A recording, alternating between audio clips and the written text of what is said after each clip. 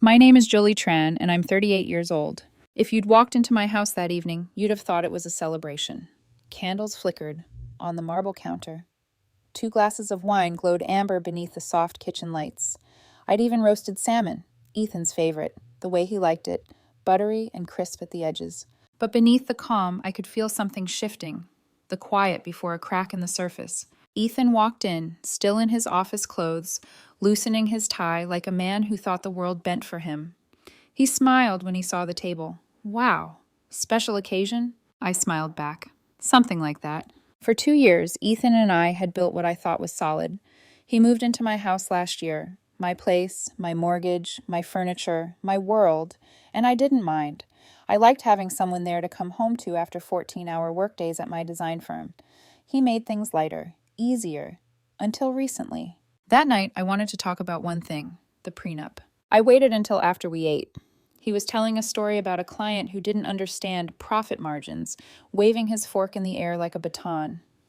When he stopped to sip his wine, I took a breath. Ethan, I said softly, Jennifer finished drafting the prenup today. We can go over it tomorrow and sign if everything looks good. The air changed. He set his glass down, slow. Prenup? Yes, the agreement we discussed before. It's just what we talked about. Everything we built before we met stays separate, and what we build together is shared. He blinked. Then, he laughed. Not the warm laugh I knew. This one was sharp, incredulous. You're serious? You actually want me to sign a prenup? Yes, it's standard. Protects both of us. From what, Jolie? He was still smiling, but it wasn't kind. You think I'm here to rob you? Is that what this is? I tried to stay calm. It's not about that. It's just smart planning. You know, I've worked 12 years for my company. My assets are tied to the business. He cut me off. You really think love needs a lawyer? I folded my napkin, trying to keep my voice steady. Love needs honesty and boundaries. His jaw flexed. You're not marrying me if you don't trust me. That's not fair. No, he said, leaning forward, eyes cold now. What's unfair is spending years together, supporting you, living here, being part of your life. And you think I need to sign paperwork just to prove I'm not a gold digger. I almost laughed then, not out of humor, but disbelief. Ethan, you've never once paid a mortgage bill here. I handle the house, the business, the travel. You cover groceries and utilities sometimes. He stood up, pacing. You make more money, so what? That's what relationships are. Balance, give and take. You think because you make more, you get to own me too? The words stung, not because they were true, but because they sounded rehearsed, something he'd been waiting to say. This isn't about ownership, I said quietly. It's about clarity. If things ever went wrong, he laughed again. If things go wrong? Great start to a marriage, Jolie. Let's sign a contract in case I ever decide to screw you over. Real romantic. His tone had changed from disbelief to mockery. I could feel my heartbeat in my throat, the same way it used to race during client negotiations that were about to turn hostile. Ethan, I said, it's not negotiable. He turned to me, eyebrows raised. Then here's the deal. You either marry me as is, no prenup, no contracts, or not at all. The words hung there, like a weapon he didn't think I'd touch. I looked at him for a long moment. My mind went still, not angry, not afraid, just clear. 2 years of shared laughter, late-night takeout, his head on my shoulder. All of it flickered in my mind, then went dark. Because this wasn't about love anymore. It was about control. Okay, I said. He smiled, relieved, misreading it. Good. I knew you'd... No, Ethan, I said, standing up. Okay, as in not at all. His face froze. What? You gave me 2 choices, I said, my voice steady now. I'm choosing the one that protects me. He scoffed, shaking his head. You're not calling off our wedding over a stupid contract. I'm calling it off because you just showed me who you are. You're being ridiculous. No, I'm being rational. I met his eyes. You think love means access to everything I've built.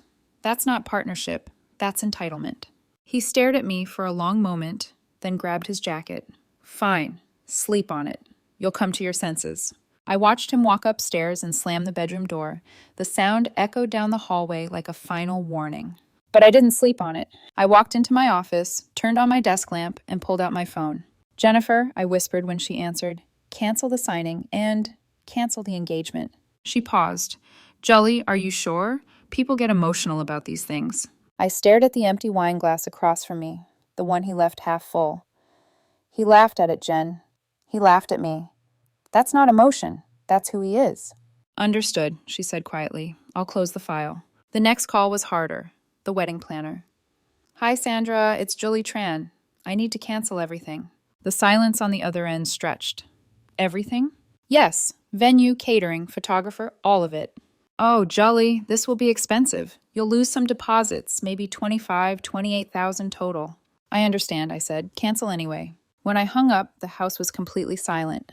No humming fridge, no passing cars, just the faint sound of my own breathing. In the reflection of the dark window, I saw myself, calm, composed, and suddenly free. Somewhere upstairs, Ethan turned in bed, dreaming of control he'd just lost. Downstairs, I poured out the last of the wine, wiped the counter clean, and whispered the words that would change everything. No prenup, no marriage, no mistake. The next morning, the house looked the same, but something was gone. Not the flowers on the table, not the dishes I hadn't cleared, something quieter. Like the air itself had stopped believing in us.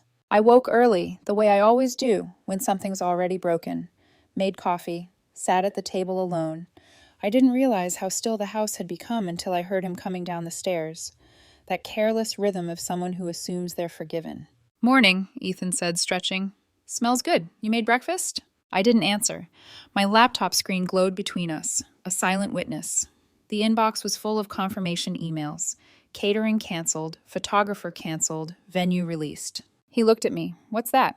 Paperwork, I said. The wedding's been canceled. He blinked, slow, then laughed, the way people laugh when they don't understand they've already lost. Canceled? You mean postponed? No, Ethan, canceled. The smile fell. You're joking. I'm not. The silence that followed was too sharp. The clock ticked once, twice, before he exploded. You can't just cancel our wedding without me. You gave me an ultimatum, I said softly. You said marry me as is or not at all. I made my choice. That's not what I meant, Jolly. God, you're twisting everything. He ran a hand through his hair, pacing. You're throwing away 2 years over a stupid contract? It's not about a contract, I said. It's about what the contract revealed. He stared at me, face flushed.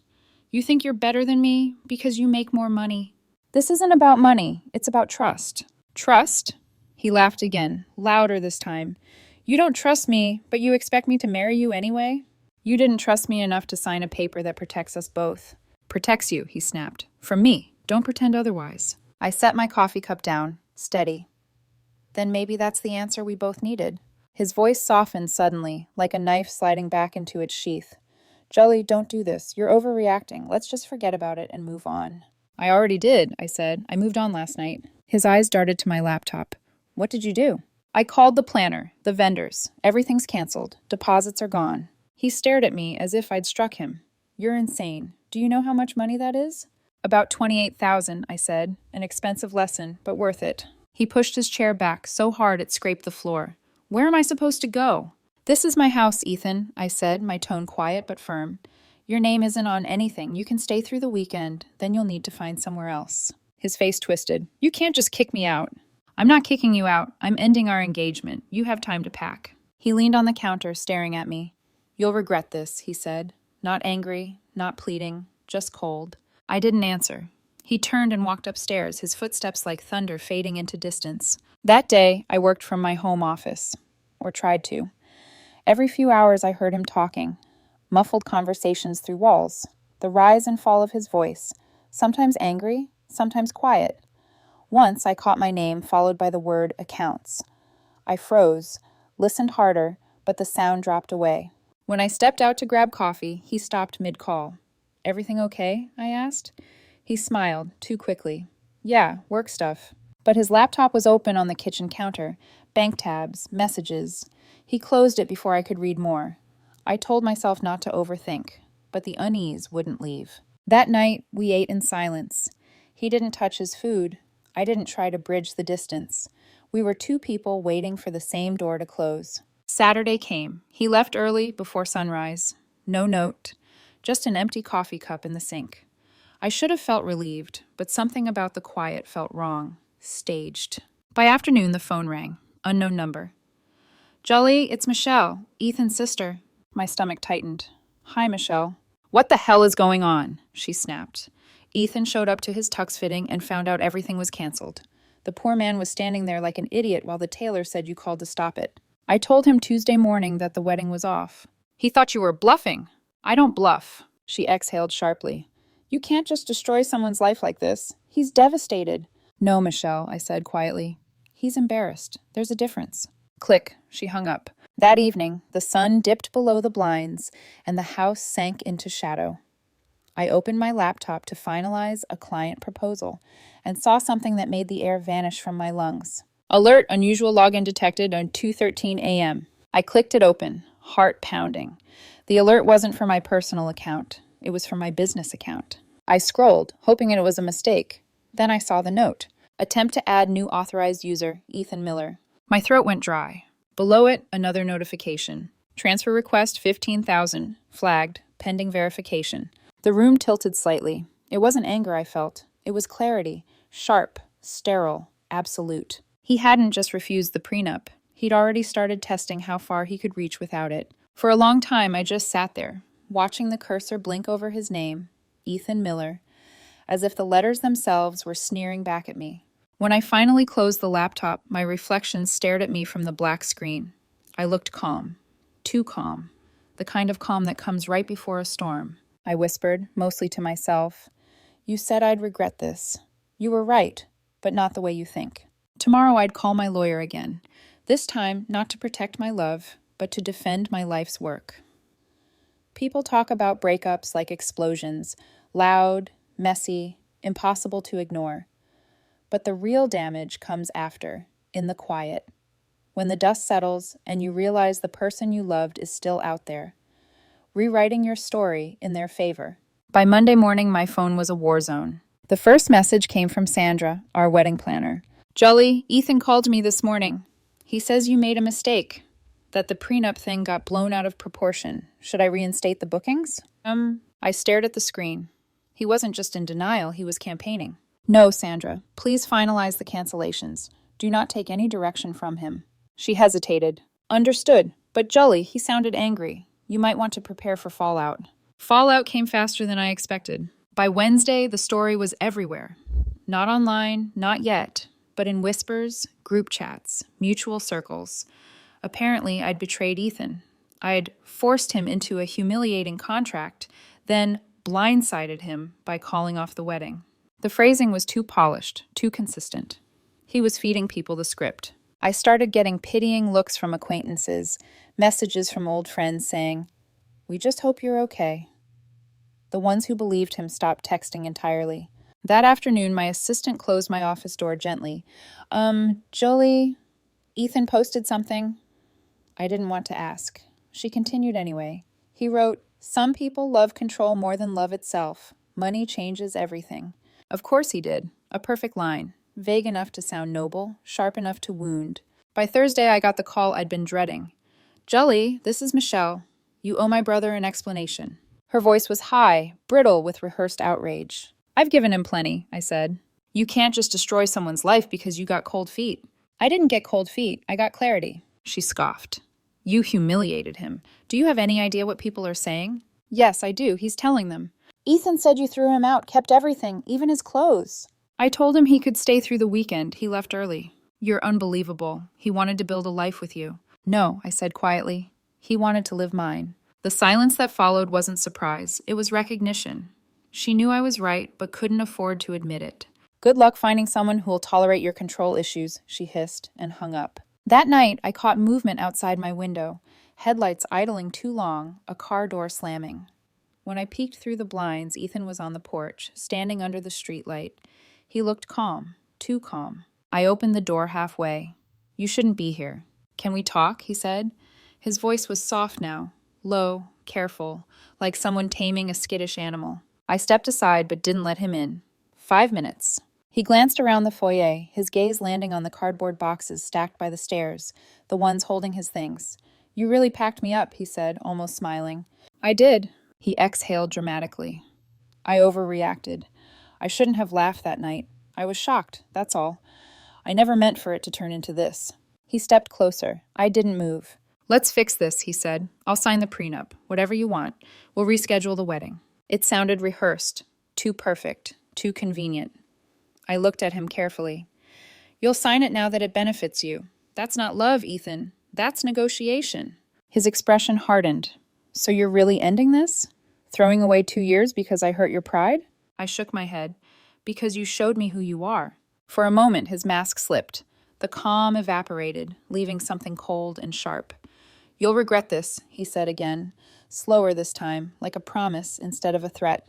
Then he turned and walked away. Friday morning, I got an email from my bank. Unusual account activity detected. Please confirm recent login attempt. The timestamp read 2:13 a.m. A chill ran through me. I hadn't logged in since yesterday afternoon. I clicked the alert. My business account, not personal. The notification expanded. Attempted to add new authorized user, Ethan Miller. Attempted transfer, $15,000. Flagged and frozen. For a long time, I just stared at the screen, the letters blurring together. I felt something colder than anger. Clarity. He hadn't just lied. He'd prepared for this. I called the fraud department immediately. A woman named Janet answered, her tone efficient but kind. Ms. Tran, we've locked the account, but we'll need you to come in to verify everything. The login came from an unfamiliar IP address, but matches your stored credentials. We believe someone used your password. Used it? I repeated, though I already knew how. He'd watched me type it in hundreds of times, over morning coffee, late at night after meetings. He didn't need to steal it. I'd given him the chance to memorize it. When I hung up, I didn't cry. I didn't even curse. I just walked to my office window and watched the rain collect on the glass, thinking of every time he'd kissed me on the temple while asking about my business numbers. Every little question I'd brushed off as curiosity. It had all been data collection. That evening, my phone rang again. Ethan, I answered, just once more, to hear the truth from his mouth. Why'd you do it? He said, his voice tight. Going to the bank? Making me look like a criminal? You are a criminal, Ethan. You tried to steal $15,000. I was checking if you were hiding money from me, he snapped. I wasn't keeping it. I just needed proof you were lying. Proof of what? I asked. That you were never trustworthy? Silence, then. You'll ruin my life over this? You did that yourself. He hung up. The next morning, Detective Williams from the cyber unit called. Ms. Tran, we've reviewed the logs. This qualifies as attempted wire fraud and unauthorized access to a protected business account. Are you prepared to proceed with charges? I hesitated, not because I doubted, but because I finally felt the weight of it all. The engagement, the laughter, the dinners, the illusion, gone. What was left was paperwork and proof. Yes, I said, file the report. When I hung up, I realized something strange. I didn't feel heartbroken anymore. I felt relieved, because finally, Ethan wasn't my mistake. He was evidence. If someone had told me a year ago that I'd be sitting across from a detective explaining how my fiancé tried to rob me, I would have laughed. Not out of disbelief, out of denial. Because when you love someone, you build your own blind spots. You call them trust. Detective Williams' office was small but organized. A digital recorder sat between us, blinking red. He pushed a folder toward me. Ms. Tran, these are the records from your bank. The login activity, the attempted transfer, and the IP trace. We confirm the access came from your home network. My stomach twisted. So he did it here, in my house. Yes, ma'am. He flipped a page. The timestamp matches the night before your engagement was called off, roughly 2:13 a.m. He spent nearly 4 hours accessing data before attempting the transfer. I closed my eyes. I could almost picture it, me asleep upstairs while he sat in my office, the glow of my monitor painting his face blue, quiet keystrokes, the hum of betrayal. Will he be arrested? I asked. If the district attorney agrees to press charges, yes. This qualifies as wire fraud and computer intrusion. Both carry federal penalties. He paused, looking at me carefully. But I have to ask, do you want to pursue this fully? Some people prefer to keep it civil, especially when there's history. History, I said softly. He didn't just steal from me. He studied me. That's not history. That's intent. That evening, I went home to a house that didn't feel like mine anymore. I changed the locks, closed every curtain, and opened my laptop to reset every password I'd ever used. Email, payroll, bank, cloud storage. Each one felt like sealing a door he used to walk through freely. It took hours, but when I finally shut the computer, I felt lighter. Still, the silence was unbearable. That kind of silence that hums with the memory of someone's voice. Then the phone rang. Ethan. For a moment, I almost didn't answer, but I wanted to hear what a thief sounds like when he's still pretending to be human.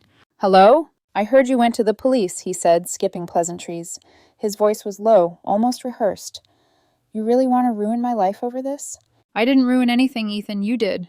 You're exaggerating, he said quickly. I wasn't stealing. I was checking if you were hiding money. I was going to move it back. You created a fake account to transfer $15,000. You don't get it, he snapped. You've been lying to me about your finances, about what you actually make. I just wanted transparency. Transparency isn't secretly logging into someone's account. You made me feel small, Julie, always reminding me it's your house, your business, your money. Because it is, I said flatly. And you tried to take it. He went silent for a moment, then quietly, you'll regret this. There it was again, that same phrase now stripped of pretense. Maybe, I said, but you'll remember it. Then I hung up. The next day I was at my desk when my phone buzzed again. A new message. Not from him this time, his father. Jolly, we need to talk. Ethan made a mistake. Please don't make it worse. I ignored it. 5 minutes later, another one. You can't press charges over something like this. He's your fiancé. You loved him. I typed, then deleted, then finally replied. Loved, past tense. He didn't message again, but by evening, my social feeds were full of pointed posts, friends of his sharing vague quotes about vindictive women, gold diggers pretending to be victims. Ethan's hand again. He always knew how to turn shame into strategy. 2 nights later, Detective Williams called. Ms. Tran, we've reviewed the case with the DA. They're issuing a warrant for Ethan Miller's arrest. Charges include attempted wire fraud, computer intrusion, and unauthorized access to protected financial data. For a moment, I couldn't speak. Not because I doubted justice, but because the words arrest warrant felt surreal when attached to someone I'd once imagined growing old with. When? I asked quietly. Soon. We'll notify you once he's taken in. After we hung up, I sat on the couch in the dark, staring at the faint reflection in the window. My face, pale and steady. There it was, relief. Not joy, not triumph, just the stillness that comes when you finally step out of the wreckage. Friday afternoon, my phone buzzed again. One last attempt. Ethan's mother. Her message was long, pleading, a mix of denial and desperation. Please, Jolie, he's not a criminal. He's just lost. You know how much pressure he's been under since you ended things. The police don't have to be involved.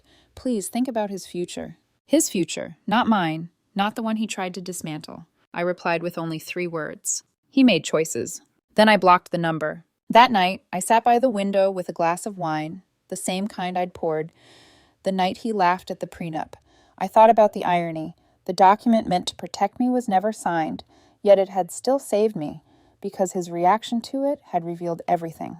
He could have walked away quietly. He could have apologized. He could have been decent. Instead, he chose deceit. The police would handle the rest, but as I turned off the lights and let the house fall into darkness, I knew something else had shifted, something inside me. Love had made me generous. Betrayal made me awake, and I was never going back to sleep. 3 months later, I got the call I'd been waiting for and dreading. Detective Williams's voice was calm, almost routine. Ms. Tran, we wanted to inform you that Mr. Miller was taken into custody this morning. The charges have been processed. He's cooperating with the investigation. For a moment, I didn't say anything. Just listened to the low hum of the phone line, the sound of something ending. He continued. He was arrested at his parents' house. There was an incident when his father tried to interfere. Both were briefly detained. It's all under control now. I thanked him, hung up, and sat very still. The rain had started again, light against the window. The same sound I'd heard the night I first discovered the fraud. Only now, it didn't sound heavy. It sounded like cleansing. The news spread faster than I expected. Not the dramatic headlines or viral posts I once feared. Just quiet whispers through the same circles that had judged me months ago. This time, the story was different. He tried to steal from her. She was right all along. Some of those who'd once sided with him reached out, half-hearted apologies, cautious texts. We didn't know. You must feel vindicated. I didn't. Vindication feels loud. This was silence. Relief, maybe. Not victory. 2 weeks later, the hearing took place. Ethan's lawyer tried to frame it as confusion. A misunderstanding between 2 engaged individuals sharing financial access. But the evidence was a ledger of intent. The IP logs, The fake receiving account he'd created. The 4 o'clock a.m. search history for wire transfer limits. Every click, every keystroke, a breadcrumb trail of greed. When the judge asked if I had anything to say, I stood up. My voice didn't shake. Your Honor, I didn't press charges to destroy him. I did it because I refused to let manipulation hide behind love. What he did wasn't impulsive, it was deliberate, planned. And if I hadn't caught it in time, I'd be sitting here as his victim, not his witness. The courtroom was silent. Even his mother in the front row didn't meet my eyes. Ethan avoided looking at me, too. For a second, I almost wanted him to, just so I could see what was left in those eyes. But he kept his head down, shoulders hunched like a man crushed under the weight of his own schemes. He pled guilty. 2 years probation, restitution fees, a felony record. The sentence wasn't long, but it was permanent in the ways that mattered. The next morning, I got a voicemail from his mother. Her voice was hoarse, pleading. Jolie, please, he's ruined enough. Can't you tell them to reconsider? He's not a criminal. Not really. He just made a mistake. I almost deleted it, but something in her tone made me pause. It wasn't anger this time. It was grief. The grief of a woman watching her son's reflection collapse. I whispered to no one. He stopped being my responsibility a long time ago. Then I deleted it. Life after him was quiet, not lonely, just steady. The house was mine again. My mornings were mine again. I no longer jumped at email notifications or checked door locks twice. I started sleeping better, cooking again, playing piano on weekends, the same one I used to dust but never touch because he said it made the house feel cluttered.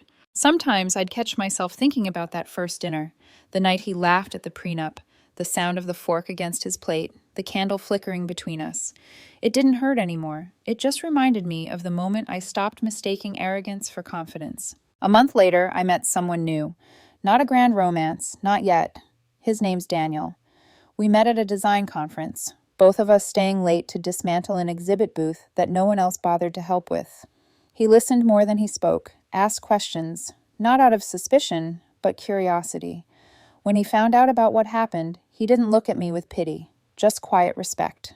On our third date, he asked, half-jokingly, So, do I have to sign something before dessert? I laughed, really laughed, for the first time in months. Actually, I said, that conversation comes on the 4th date. He smiled. Good, means I still have time to earn it. One evening, I was closing my office when I found the old prenup folder still sitting in a drawer. Jennifer's neat handwriting on the corner tab.